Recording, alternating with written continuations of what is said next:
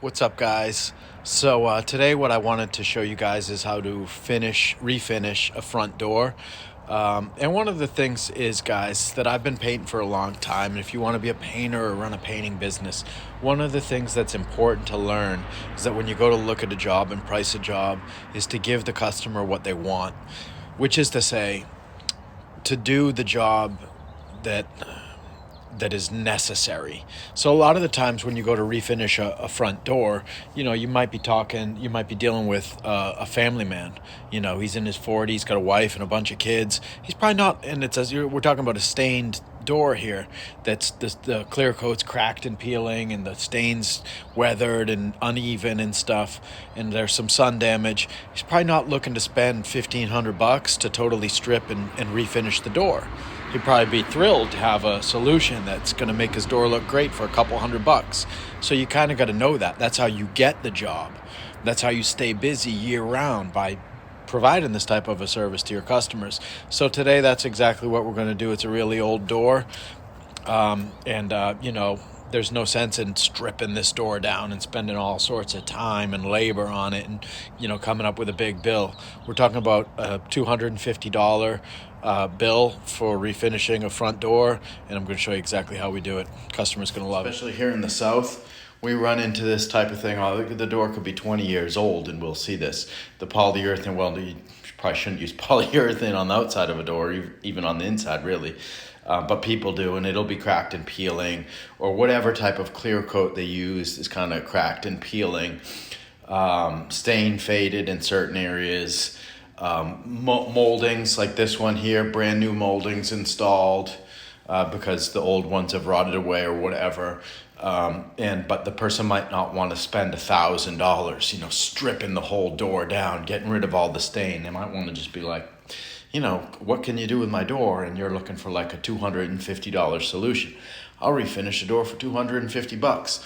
That's kind of what I'm showing you how to do here. So as we look and see, like all along up at the top, and I've already started sanding this, but like all up in here, we see how the polyurethane's all cracked and peeling. So we're not taking the time to strip this all down. So instead, what we're gonna do is I like to use these sanding blocks, and what I have is a medium grit sanding block, and then I just have a 220 sandpaper on top of it. And if I need a little bit more abrasive sanding, I'll turn it like that and just use the medium grit, which is probably like about 100 grit, and I'll try to just use the 220 for the most part on top of my block, and I'll just make everything blend in. This had all runs. This whole piece of wood here had runs in the clear coat, so I just sanded it like this with the 220 grit, and if I really needed to, I'd turn it on the side and get it with the 100 grit sanding block. And then I come over here, and you can really see how all of that polyurethane is just cracked and peeling, and so I'll just take it and blend it in, and a lot of that will come right up.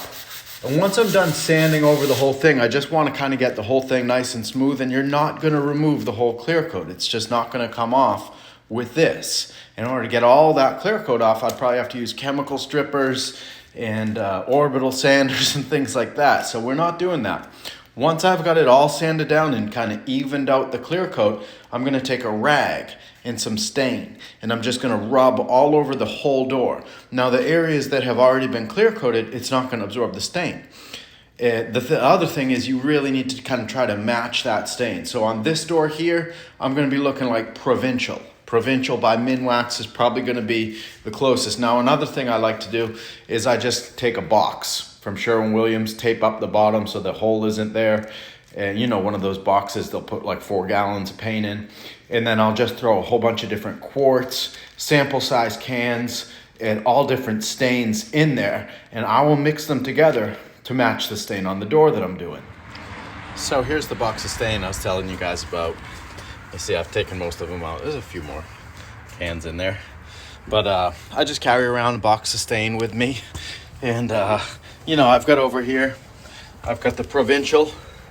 I got a Provincial stain and just a Corona stain brush and a sanding block and a rag. I won't even use the brush. I'll probably just use this rag And I've got some just dark wood putty. Doesn't really, that one's walnut, but I mean, you can pretty much use any dark wood putty. It's gonna get stained over and you just need a dark putty. And I'm just gonna wipe down the whole door. And you know, like I said, the areas where it's clear coated, it's not gonna enter into the wood. But wherever I've taken off that clear coat, I've probably taken off some of the stain too, and I'm just gonna try to make that stuff blend in. Then I'll let it sit for a couple hours in the sun, let that get tacky and dry, and then I'll clear coat it. Okay, so you do have to be careful because as you'll notice here, like wherever the wood is stripped down to a kind of a bare spot, it's gonna be lighter even after you stain it. It is gonna be lighter, and you will notice the difference. So if you look and see that there, you do see that it is lighter, but the stain will blend it. But you have to be careful. You don't want to take off too much of the stain. You just got to be careful. And then you just come in with the rag and take the rag and just rub it over the whole door like this, and just go over the whole thing with a rag and stain, and that'll just even it all out and give it about 30 minutes to an hour, maybe even a couple hours to dry, and then it's ready to clear coat. I've got a full coat of stain on it now, just went over the whole thing. And so you can kind of see, like over here on this, right here underneath the doorknob, how in the spots that I really kind of had to sand a little bit, the stain, it does get a little bit lighter. So that's kind of what I'm warning about, is that you have to be careful. You don't want to sand out too much. Now that stain does blend it in, and this is going to look really nice. You know, the only way to avoid stuff like that is if we were to strip the door down to total bare wood, and you know, no one really wants to put that kind of money into a project like this.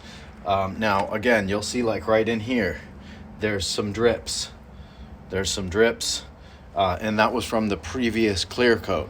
Now the only way to get that out is if I were to orbital sand it down and bring it all down to bare wood, and then this whole piece right here is going to be lighter than the rest of it, and it gets a little bit tricky. Now what I'm probably going to do is take a darker stain on a rag and go over this panel again and blend it in a little bit better that way. And so that's another thing you can do. One problem I ran into is just the rag that I had is not the best rag. It's kind of like a terry cloth. So down here on the bottom, it didn't do it so much up at the top. It didn't do it on the back side of the door. Maybe it's because I was just starting. But when I was just starting with that terry cloth rag, it left a little bit of lint on the door. So I'm going to have to wipe that off, maybe give it a light sanding with some 400 grit sandpaper, and just clean that up before I put on a clear coat as well. What I just did is take some dark walnut stain and just went over it. And at this point, all the pores are sealed up. So I'm just kind of painting it on there. I did that molding.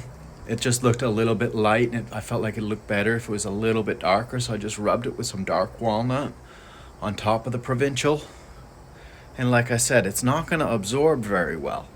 It's going to kind of sit on top of the wood like paint, but you can blend things in and make it look real nice. And once it gets tacky, you can clear coat over it, and it'll hold up great, and it'll just look phenomenal. This is ready for clear coat. I've just got to let it sit and dry. I'll probably give it 2 hours. It's right in the sun here. Beautiful day here in Nashville. And then we'll come back and finish this puppy off. Oh, yeah. Word to the wise. Those rags, flammable as the day is long, lassie. Don't ever leave your thinner rags, your stain rags, boiled linseed oil rags. Oh man, burn the house down. Oh, I know it. So now it's dried. I'm here on the inside, and this is a product that I like to use quite a bit. Helmsman, spar urethane. And for anything like this that's older thing with some imperfections in it, I wouldn't go any glossier than a satin finish.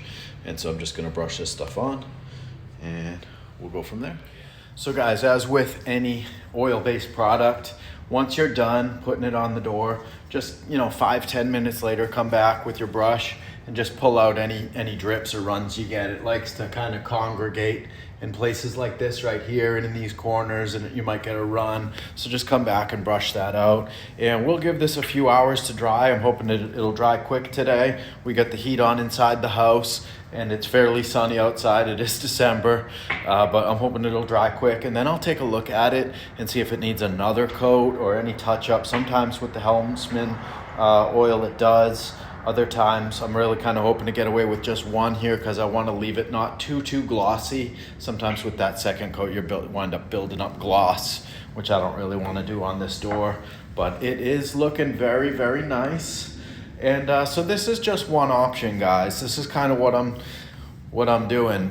There'll probably be guys that'll criticize this job and say, oh, you didn't do it right. That door needs to be stripped and refinished, and that's a $1,500 job. And this is the thing with painting. I got the job. Not everyone wants to pay top dollar. So a big part of painting is when you're meeting with your customer, determining what does this customer want and giving him the service that he wants. Does he want to spend $1,000 on this door, or does he want to spend $200-300? And you've got a lot of factors come into it, but that's one thing you got to do. You got to figure out, you can even offer a few different prices, a few different options for the customer, and talk to them and figure out, exactly what they want. You don't always have to do super high-end work. There's middle-of-the-road solutions too. And these are some of the ways that we stay busy year-round, is by knowing what the customer wants, giving it to them, making them happy, and doing a good job. And now I'll tell my customer, 2-3 years down the road, give me a call again, because these products are very thin. It's oil, but it's not like a paint. It's clear, it's stain, it's watery. They're not super thick. They're not gonna, provide more than 2 or 3 years of protection. So it's job security. I'll be back here again to redo the door. All right, guys, so the door is dry, and that, my friends, that's the end result. It looks great. It just really, really looks good. And both sides, to be able to pull that off for just a couple $100, customer's thrilled, looks phenomenal, hold up for years. And I made $250 for 2-3 hours, using old stain that I keep in a box. See you next time.